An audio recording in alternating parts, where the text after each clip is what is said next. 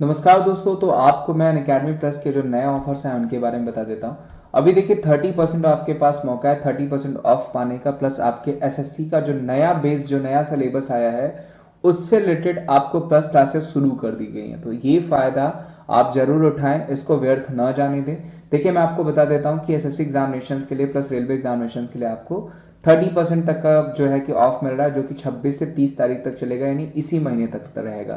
तो मैं यही कहूँगा कि आज 28 तारीख हो गई, 27 तारीख हो गई, प्लस 26 तारीख हो गई, तब से ही इसका फ़ायदा बहुत सारे स्टूडेंट उठा रहे हैं। आप भी इसका फ़ायदा उठाएं और आपको ये जरूर ऑफ लेना चाहिए, क्योंकि यहाँ पे 30% का ऑफ मिल रहा है। प्लस आप एसएससी की तैयारी करते हैं तो एसएससी नोट्स भी पा सकते हैं, जहां पे स्टडी टैब में जाकर के नोट्स टैब में जाकर के आप अपने डिजायर टॉपिक को ढूंढ सकते हैं। नोट्स बहुत ही अच्छे से बनाया गया आपके एग्जामिनेशंस को, प्लस नए सिलेबस को ध्यान में रख करके बनाया गया है। और टॉप एजुकेटर्स की तरफ से टॉप बैचेस चलाए जा रहे हैं, जिसमें मेरी भी क्लासेस मिलेंगे आपको। ठीक है, ऑल इंडिया रैंकर्स बैच खास करके एसएससी 2022-23 एग्जामिनेशन के लिए चलाया जा रहा है, खास करके नए पैटर्न के लिए चलाया गया। सिलेक्शन का संकल्प बैच भी इसी को ध्यान में रख के चलाया गया है, ताकि कहीं से आपको पढ़ने की जरूरत ही न पड़े, सारी जो आपकी प्रॉब्लम्स हैं यही सॉल्व हो जाए। लक्ष्य बैच हो गया आपको, कंप्लीट बैच कोर्स ये भी है जो कि आपके लिए प्रोवाइड किया जा रहा है। एम बैच कोर्स हो गया जीडी कांस्टेबल के लिए।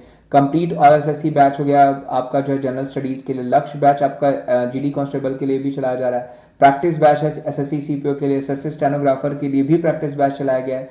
कंप्लीट बैच आपका बिहार सिविल कोर्ट यानी एक्स्ट्रा एग्जाम भी मिल रहे हैं यहाँ पे। प्लस इसके लिए करना क्या होगा, आपको विमरीस@14 कोड यूज करके प्लस सब्सक्रिप्शन लेना होगा। प्लस आइकॉनिक के लिए भी आपको सेम कोड यूज करना पड़ता है, विमरीस@14। तो ये 26 से 30 तक का जो आपका ऑफर, इसका फायदा जरूर उठाएं।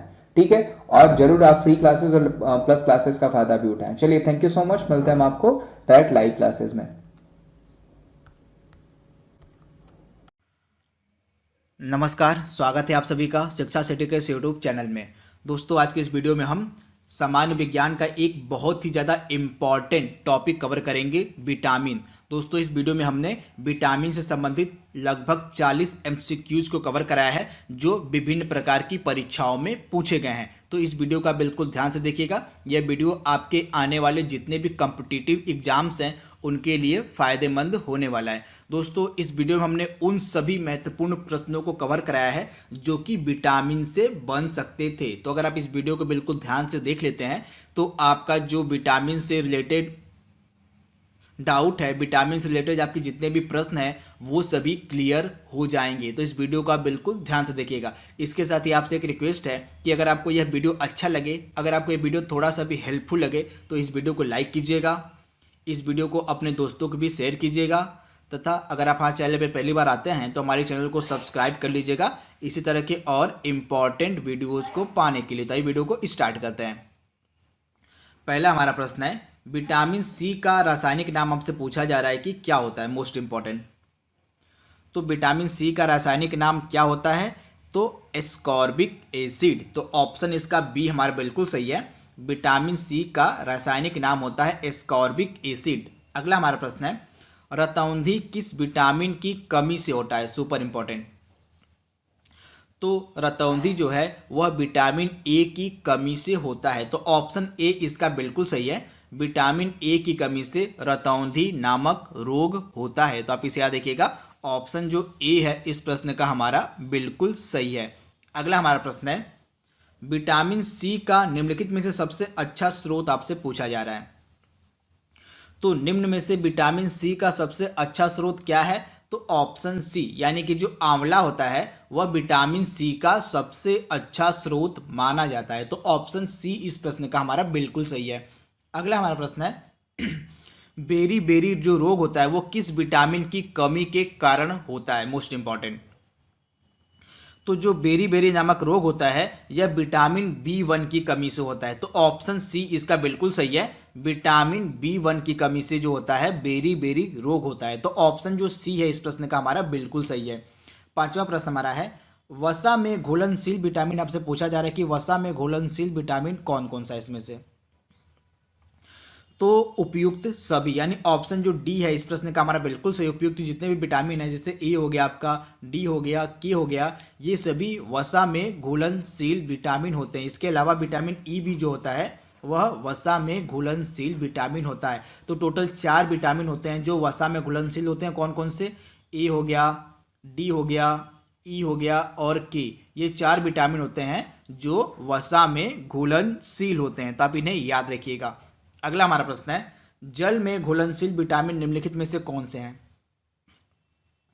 तो जल में घुलनशील विटामिन कौन कौन से होते हैं? तो विटामिन बी और विटामिन सी।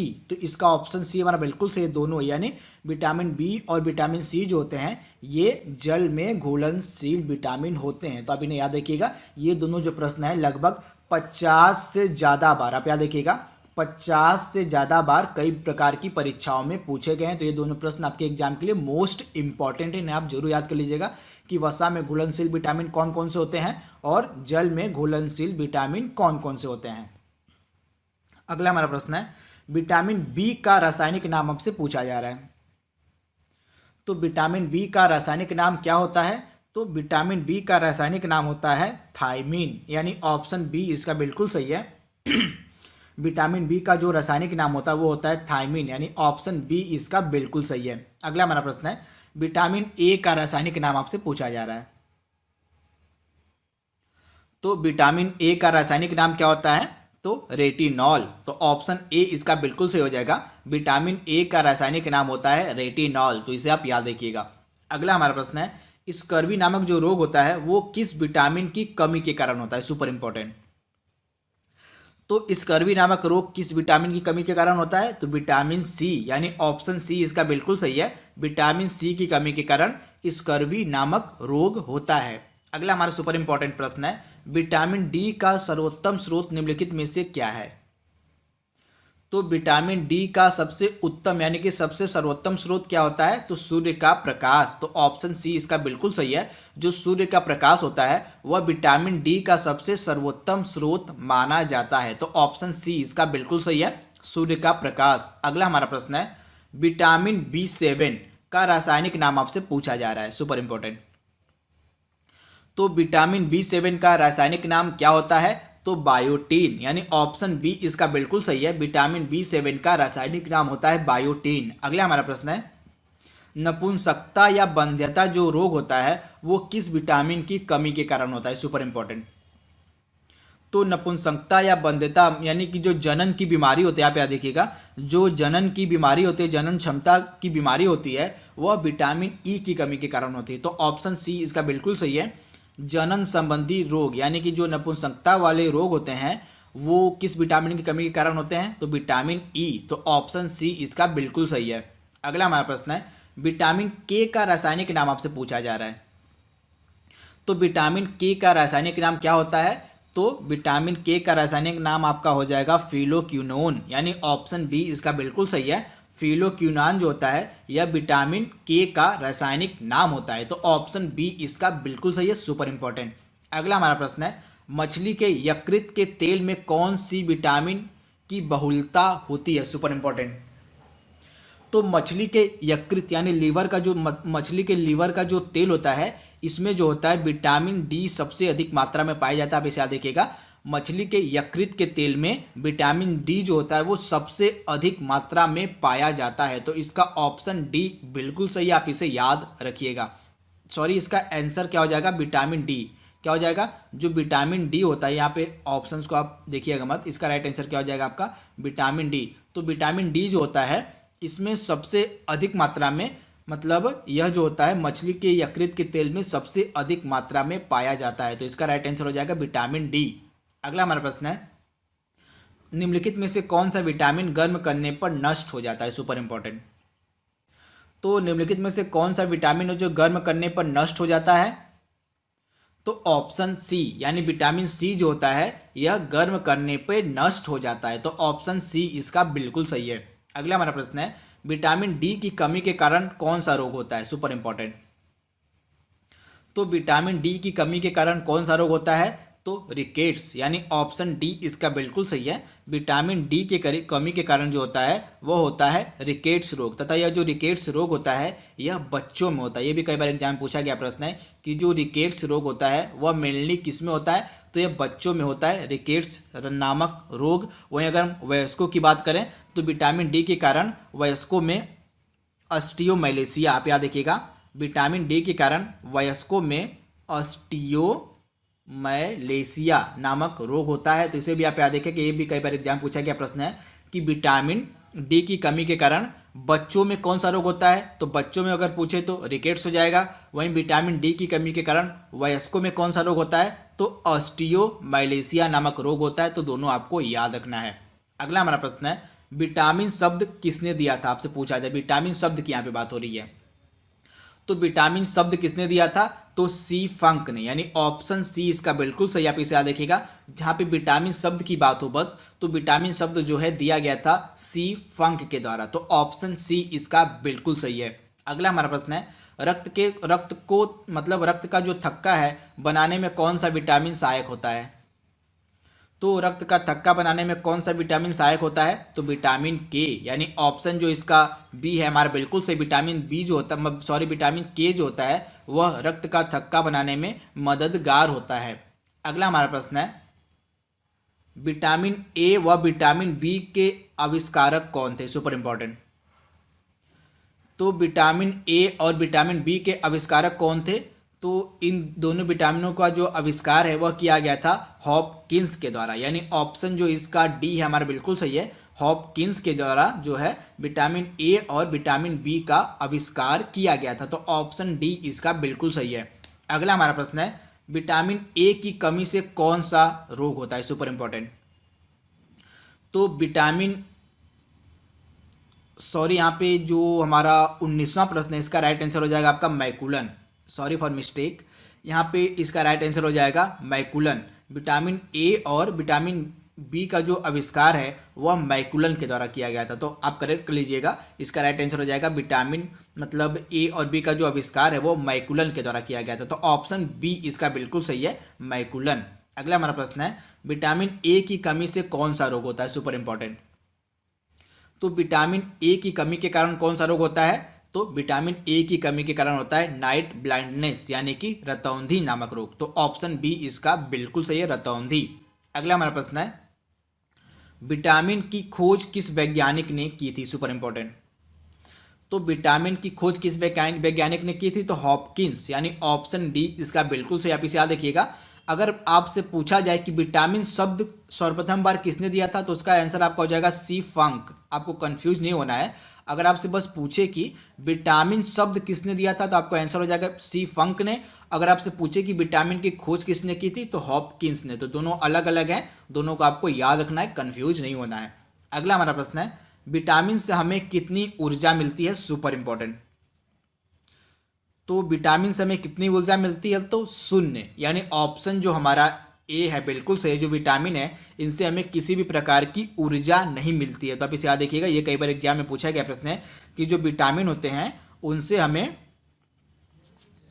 कितनी ऊर्जा मिलती है। तो विटामिन से हमें किसी भी प्रकार की ऊर्जा नहीं मिलती है। तो ऑप्शन ए इसका बिल्कुल सही है। अगला हमारा है, विटामिन के अध्ययन को हम क्या कहते हैं, सुपर इंपॉर्टेंट।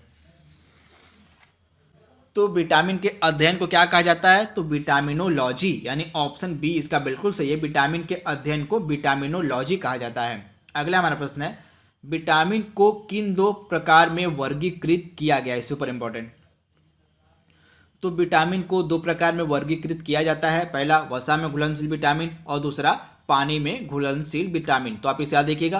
वहीं अगर हम वसा में घुलनशील विटामिन की बात करें तो वसा में घुलनशील विटामिन 4 होते हैं, ए हो गया, डी हो गया, ई हो गया और के हो गया। वहीं अगर हम पानी में घुलनशील विटामिन की बात करें तो विटामिन बी और सी जो होते हैं ये पानी में घुलनशील विटामिन होते हैं। अगला हमारा प्रश्न है, निम्न में से किस विटामिन को सनशाइन विटामिन भी कहा जाता है, सुपर इंपॉर्टेंट। तो निम्न में से किस विटामिन को सनशाइन विटामिन कहा जाता है, तो ऑप्शन डी, यानी जो ऑप्शन बी, यानी कि जो विटामिन डी होता है उसको हम कहते हैं सनशाइन विटामिन। तो विटामिन डी इसका राइट आंसर हो जाएगा, सनशाइन विटामिन। अगला हमारा है, मनुष्य की आंखों की रोशनी के लिए कौन सा विटामिन फायदेमंद होता है, सुपर इंपॉर्टेंट। तो मनुष्य की आंखों की रोशनी के लिए कौन सा विटामिन फायदेमंद होता है, तो विटामिन ए, यानी ऑप्शन जो इसका बी हमारा बिल्कुल सही है। जो विटामिन ए होता है वह मनुष्य की आंखों के लिए फायदेमंद होता है। तो ऑप्शन बी इसका बिल्कुल सही हो जाएगा, विटामिन ए। अगला हमारा है, किस विटामिन को एंटी कैंसर विटामिन भी कहा जाता है, सुपर इंपॉर्टेंट। तो किस विटामिन को एंटी कैंसर विटामिन कहते हैं हम, तो एंटी कैंसर विटामिन कहा जाता है विटामिन ए को, यानी ऑप्शन ए इसका बिल्कुल सही है। विटामिन ए को हम एंटी कैंसर विटामिन भी कहते हैं। अगला हमारा प्रश्न है, किस विटामिन को एंटी इन्फेक्शन विटामिन भी कहा जाता है? Super important.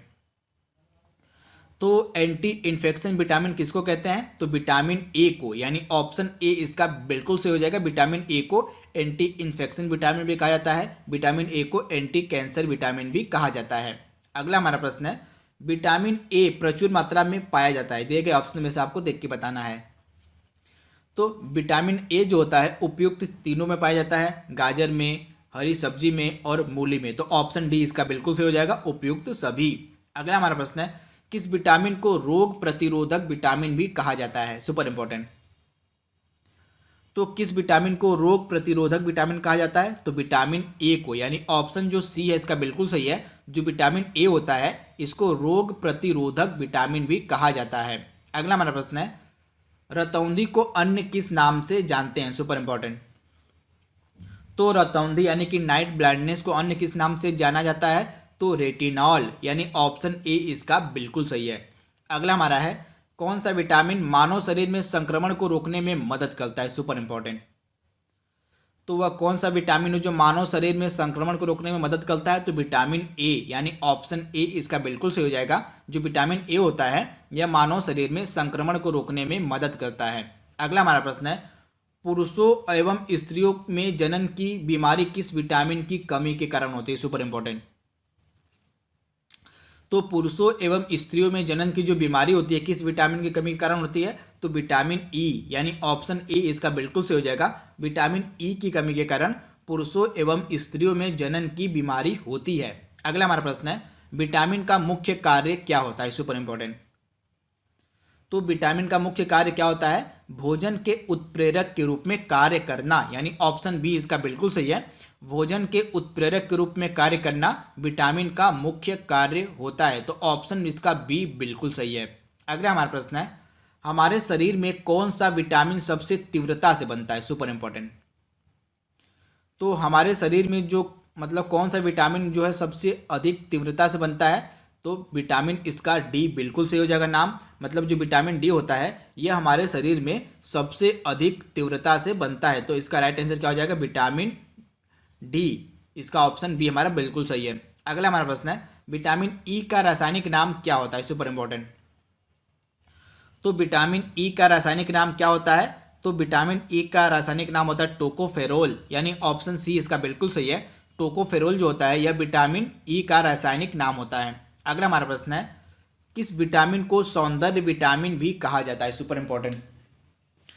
तो किस विटामिन को सौंदर्य विटामिन भी कहा जाता है? तो विटामिन ई, यानी ऑप्शन ए इसका बिल्कुल सही है। विटामिन ई को हम सौंदर्य विटामिन भी कहते हैं। अगला हमारा प्रश्न है, निम्न में से कौन सा विटामिन शरीर में बनने वाली हानिकारक रसायन को नष्ट कर देता है? Super important. तो निम्न में से कौन सा विटामिन है जो शरीर में बनने वाले हानिकारक रसायन को नष्ट कर देता है? तो विटामिन डी इसका राइट आंसर हो जाएगा। जो विटामिन डी होता है यह शरीर में बनने वाले हानिकारक रसायन को नष्ट कर देता है। तो ऑप्शन सी इसका बिल्कुल सही, विटामिन डी। अगला हमारा प्रश्न है, निम्न में से पेंथोथेनिक अम्ल किसका रासायनिक नाम है? Super important. तो इसका राइट आंसर हो जाएगा विटामिन बी5। विटामिन बी5 का रासायनिक नाम क्या होता है? पेंथोथेनिक अम्ल। तो ऑप्शन बी इसका बिल्कुल सही है। अगला हमारा प्रश्न है, किस विटामिन की कमी के कारण बाल गिरते हैं? तो किस विटामिन की कमी के कारण बाल गिरते हैं? तो विटामिन बी7 की कमी के कारण। तो ऑप्शन जो इसका बी है हमारा बिल्कुल सही है। जो विटामिन बी7 होता है इसकी कमी के कारण बाल गिरते हैं। तो ऑप्शन बी इसका बिल्कुल सही है। अगला हमारा प्रश्न है, किस विटामिन की कमी के कारण मसूड़ों में खून आता है? Super important. तो किस विटामिन की कमी के कारण मसूड़ों से खून आता है? तो ऑप्शन सी, विटामिन सी की कमी के कारण जो है मसूड़ों से खून आता है। तो ऑप्शन सी इसका बिल्कुल सही है। आज का हमारा लास्ट प्रश्न है, मूत्र में सबसे अधिक मात्रा में कौन सा विटामिन पाया जाता है? Super important. तो मूत्र में सबसे अधिक मात्रा में कौन सा विटामिन पाया जाता है? तो ऑप्शन सी, यानी जो विटामिन सी होता है यह मूत्र में सबसे अधिक मात्रा में पाया जाता है। तो ऑप्शन सी इसका बिल्कुल सही है। तो दोस्तों यहाँ पे हमने टोटल विटामिन से जुड़े 42 इंपॉर्टेंट एमसीक्यूज को कवर कर लिया है। आई होप आपको वीडियो पसंद आया होगा। तो आज के लिए बस इतना ही। Thank you, thanks for watching, thank you.